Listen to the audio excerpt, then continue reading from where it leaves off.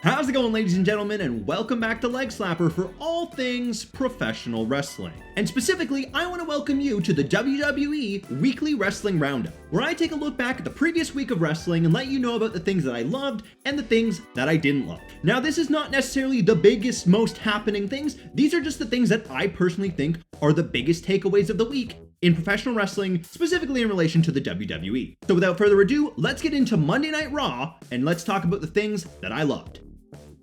And first and foremost, we have to talk about heel John Cena and his little segment on Monday Night Raw with Cody Rhodes. Because I have to say, I am really enjoying what John Cena is doing as a heel. It's a lot of fun to see him come out, absolutely rag on the kid that he already ragged on in a previous week, and then say that he's going to come out every single week and ruin professional wrestling, that he's going to be the guy to leave the WWE, the last real WWE champion. Once again, he's completely playing the crowd like a fiddle, as you notice during his little promo when he's doing his rhythmic speaking, just to be like, and I'm doing this all on purpose because I want you to chant what? Because I know exactly what you'll do, I know exactly who you are, and I know how to manipulate each and every one of you. Heel John Cena is absolutely a godsend. And his whole tangent about the spinner belt was excellent too, because admit it, we all thought the spinner belt was stupid. You may think it's great now, but in the moment, most people thought it was really dumb when it was introduced. So Cena is absolutely cooking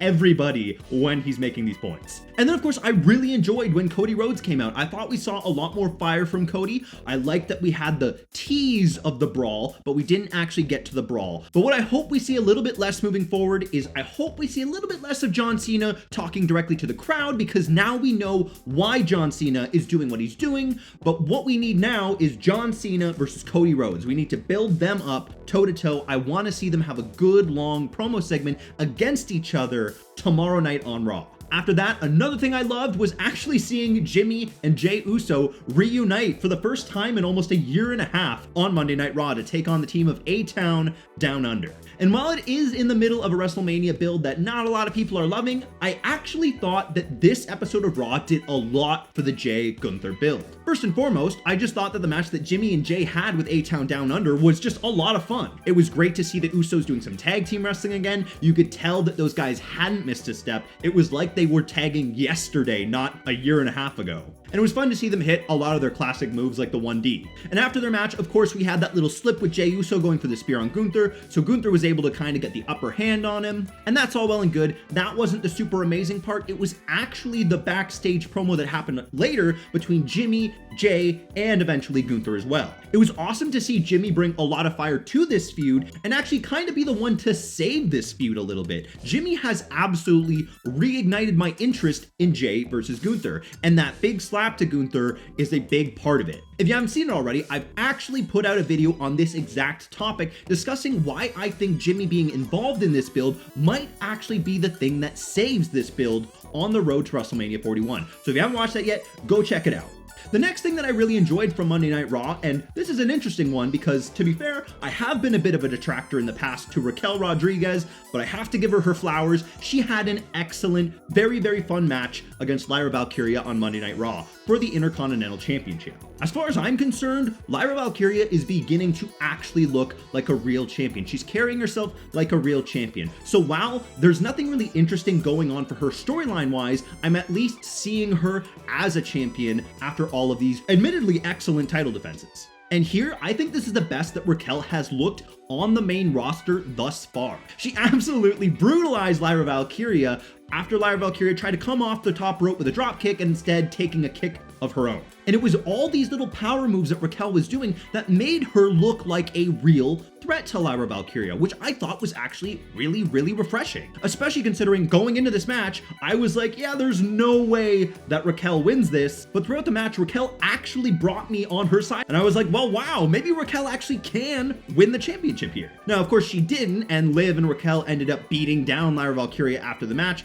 leading to Bayley making the save, which was an interesting decision. Are they gonna be going for the tag titles, having Bayley and the new Women's Intercontinental Champion go for the tag titles at WrestleMania? And for as much praise as I'm giving to Raquel, Lyra Valkyria absolutely deserves that praise as well because her moveset in the ring is so much fun to watch. The athleticism is excellent. She doesn't need to change anything. No notes for Lyra. The next thing I loved from Monday Night Raw was El Grande Americano versus Dragon Lee. And realistically, you could just put everything Chad Gable in this match, even though I know it's not Chad Gable, it's El Grande Americano. They're two different guys. But whether it was the hilarious promo package we got early on in the night to tease El Grande Americano, or whether it's Chad Gable bringing in a doctor's note to say that he can't compete, but El Grande Americano can, or whether it's everything that Gable did in that match, I mean El Grande Americano did in that match. The whole time El Grande Americano or Chad Gable was on screen, chef's kiss. The fact that they build him as from the Gulf of America, absolutely hilarious. And now I know there was some drama stirred up. There are some people in Mexico who aren't exactly happy about this whole thing, but honestly, Chad Gable's a bad guy, so I'm okay with it. Though the one good point that I did see is that there probably should have been more emphasis put on the fact that El Grande Americano did steal Dragon Lee's mask and ripped it off in the middle of the match in order to seal the win. If you aren't aware, down in Mexico, something like that is kind of a big deal. So my only real criticism there is just make it a bigger deal. It's only gonna add to El Grande Americano's heat anyways. And aside from that, the match itself was a lot of fun. It was a pretty classic Chad Gable match with some hilarious luchador high-flying moves thrown in there, which made it a lot of fun. And I think that this whole storyline is proving that old school Vince McMahon style storylines can still work with the right performer. And in fact, I'd even venture as far as to say that in the Triple H era, they can be more successful because I could see a guy like Chad Gable coming out of this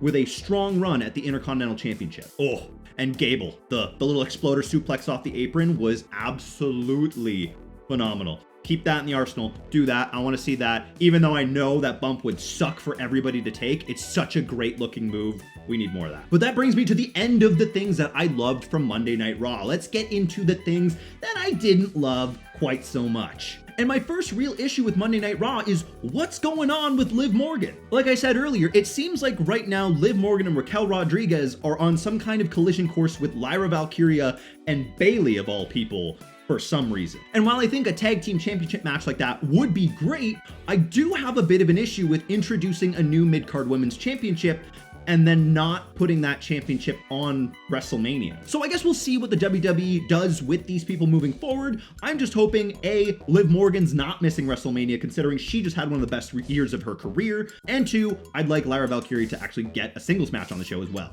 And now the next thing that I have a little bit of an issue with is actually in relation to Braun Breaker. And I know, saying a bad thing about Braun Breaker on the internet is not a smart thing, but I'm about to do that. And it's not even that Braun Breaker isn't having good matches, because obviously he is. If you're putting him in the ring against a guy like Penta, if you're putting him in the ring against a guy like Finn Balor, obviously he's going to be having good matches. The problem is that none of the matches he's had thus far in the main event of Monday Night Raw have actually lived up to the potential hype that they should have. Braun Breaker versus Finn Balor on paper should be amazing, and the same is true of Braun Breaker versus Penta. And yet for some reason, both matches kind of dragged. They kind of weren't really what anybody was feeling. And while yes, this match with Penta was used to set up the tag match on Monday Night Raw tomorrow between Penta, Braun Breaker, and the Judgment Day, I think more people were hoping for a clean finish between these two rather than more Judgment Day interference that a lot of fans have been growing tired of. But that is it for Monday Night Raw. That is what I think are the biggest takeaways this week from Monday Night Raw. And those are all the things that I would say you should go and you should check out. So now let's get into NXT and let's talk about the things that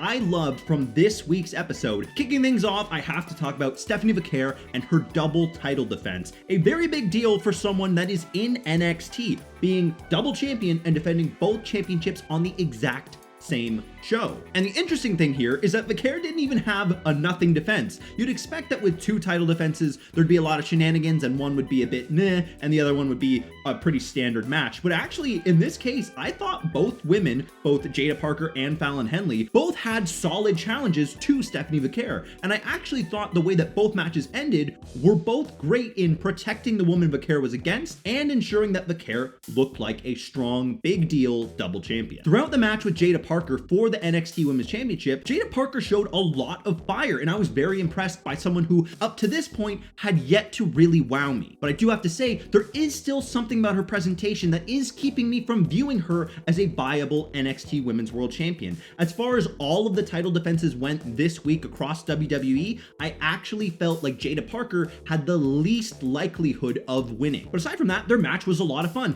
and it was a very good call to have Fatal Influence come out after the match and beat down Stephanie VAQUER to throw in a little extra, will VAQUER be able to retain the NXT Women's North American Championship against Fallon Henley in the main event? I feel like we can just talk about that one match right now and lump it all together as one little segment of praise for Stephanie VAQUER. Much like Jada Parker, Fallon Henley also brought a lot of fire to her match, and I was also impressed by her, another person who had yet to really impress me, though right now I do think Fallon Henley is in the exact right spot she needs to be, vying for the NXT Women's North American Championship. Based on the outcome of the night, I'm actually wondering if we're, instead of heading into the clear Stephanie VAQUER versus Jordynne Grace one-on-one, I'm wondering if we're actually heading into a potential triple threat between Stephanie VAQUER, Jordynne Grace, and Jada Parker. Would I be mad about that? Would you be mad about that? No, probably not. But I think more people find that one-on-one between Grace and VAQUER to be a bit more appetizing. The next thing that I loved on NXT this week, and it's a bit of a weird one, is absolutely Booker T's commentary. My God, the man, the myth, the legend, the 5-time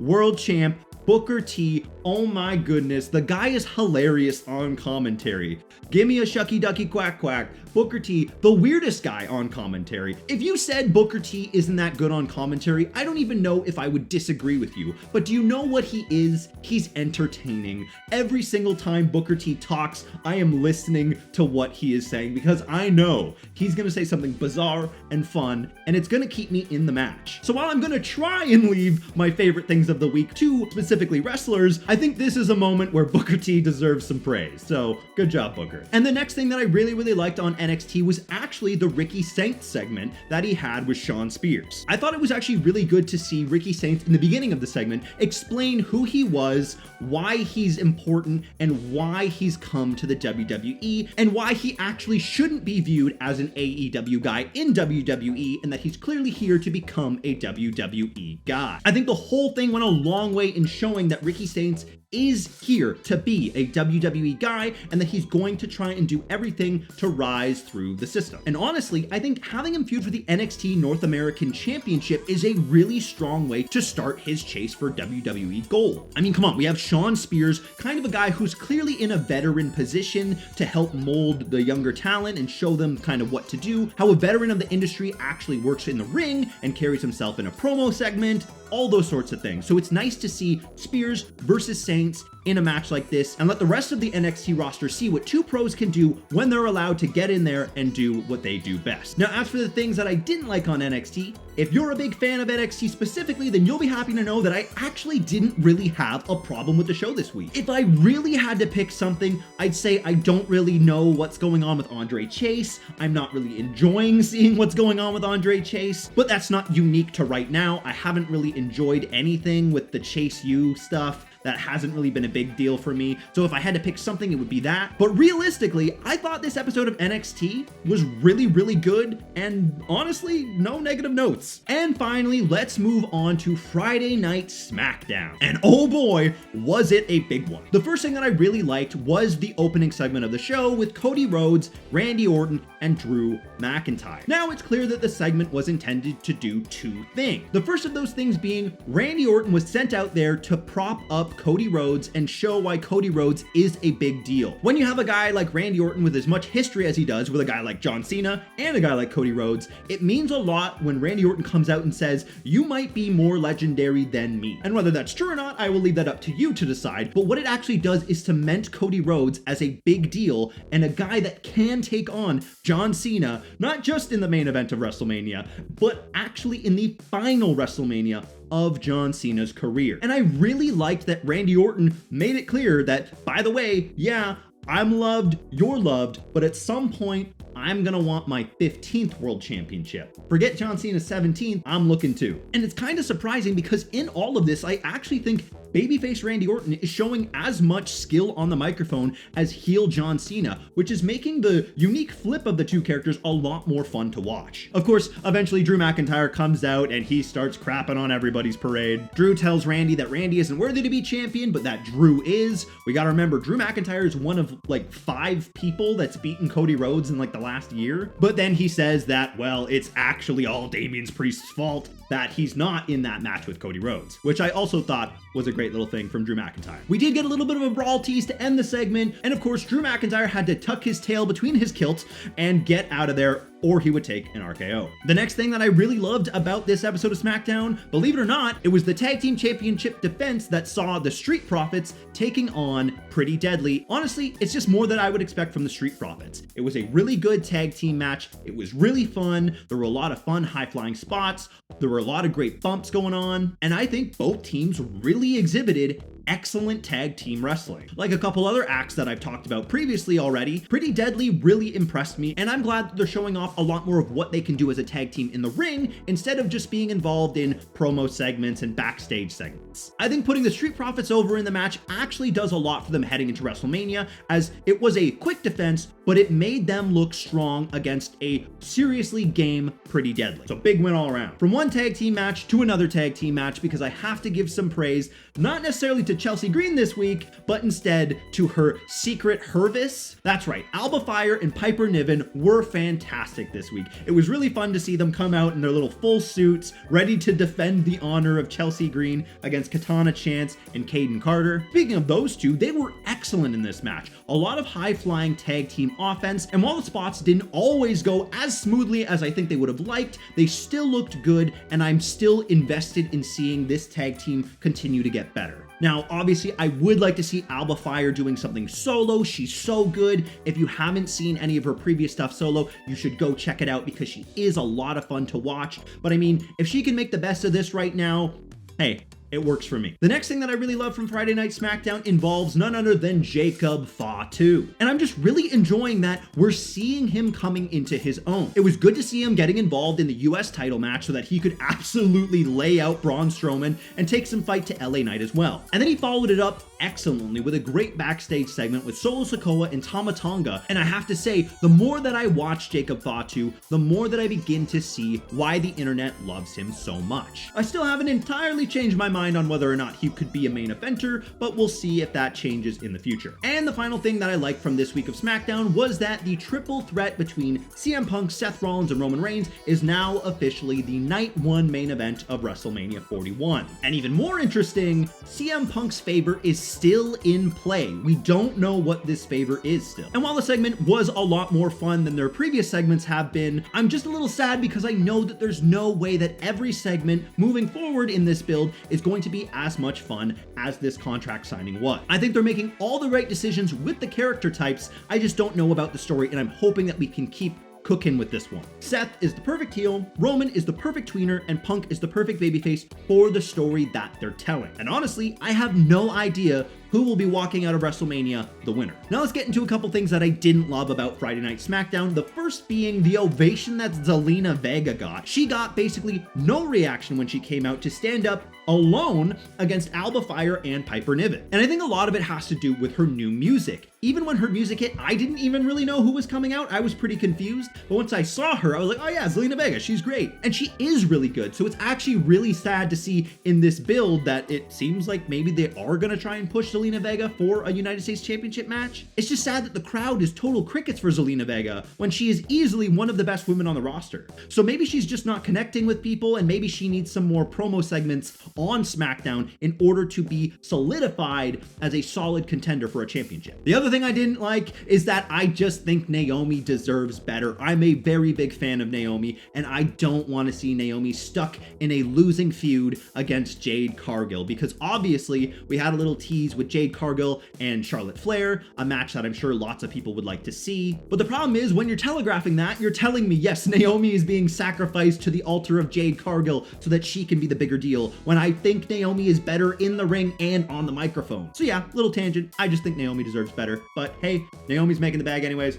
Who am I to judge? And that's it for the roundup of the shows. But before you go, we're gonna get into our fave 5. Yes, earlier I was gushing about Booker T, and we do this little segment in his honor. It is my fave 5 of the week. It is not necessarily the person who did the best. It's not necessarily the person that won a championship. These are just the 5 people that I personally enjoyed the most this week, and they're the 5 people that I think you should go and watch all of their content from this week as soon as possible if you missed any of it. We have 3 honorable mentions, those being Raquel Rodriguez, Randy Orton, and Drew McIntyre. You'll likely know why if you made it through this video. Randy Orton, fun promo, fun match. Drew McIntyre, fun match, glass and eye. Raquel Rodriguez, surprisingly excellent match. But kicking things off of my fave 5, starting at number 5, we have the workhorse of the WWE of this week, and it is Jimmy Uso, the guy who has the potential to single-handedly save the Jay versus Gunther build. Again, go check out my old video if you haven't yet already. He was just excellent. He was in a great tag team match on Raw. He was in a great match on SmackDown. He was in important promo segments on both shows. Jimmy is absolutely creating a case that he should have been the one to win the Royal Rumble over Jey Uso here. At number 4, we have Cody Rhodes, who is intriguing me in this build with John Cena. Yes, I'm not getting quite as much of Cody Rhodes as I would like, but I am still wondering how much of an injury Cody is working through right now, even though he's not really in the ring on television. I think Cody's promos have been excellent. I think he showed a lot of fire on Monday Night Raw. I liked the tease of the brawl with him and Cena, and I liked what he was doing on SmackDown, even if he was interrupted particularly quickly by Randy Orton. At number 3, we have heel John Cena. And while he only did appear on Monday Night Raw, I just loved what he was doing with his promo. It's really clear that John Cena is having a lot of fun being a bad guy, so I'm there for it. I'm tuning in every single week. Like I said, I'm just hoping that we start getting into more promo battle instead of just John Cena is telling the crowd why they suck. At number 2, we have Stephanie VAQUER, the double champ of NXT. I mean, do I even need to explain at this point? She literally has 2 championships and defended both of them on the same show successfully. And both matches were pretty good. So, yeah. And at number 1, we have El Grande Americano / Chad Gable. You can take Chad Gable away. I know they're different people. Just incredible. They are so much fun. El Grande Americano, I love just every aspect of it. I love the presentation. I love that every single person is going, Chad, you can't be doing this. And Chad Gable is just going, no, I am not El Grande Americano. He's clearly a different guy. Look at him. He has a history in Mexico. It's so much fun. And for that, he is absolutely my favorite professional wrestler of the week. But that's going to be it for this week's WWE Wrestling Roundup. I hope you had a lot of fun. Let me know what your personal favorite moments of the week were. Let me know what your personal least favorite moments of the week were. And let me know who your fave 5 wrestlers of the week are and why. I would love to know. I'd be happy to chat with you in those comments down below. And don't forget that tomorrow night on Monday Night Raw, we are likely getting a main event match between Rhea Ripley and Io Sky for the Women's World Championship. And that one is bound to be a ton of fun. Bianca Belair as the special guest referee. There's bound to be a lot of chaos going on in that match. But with all that said, that is it. Thank you for tuning into Leg Slapper, and I will see you again real soon for some more wrestling content.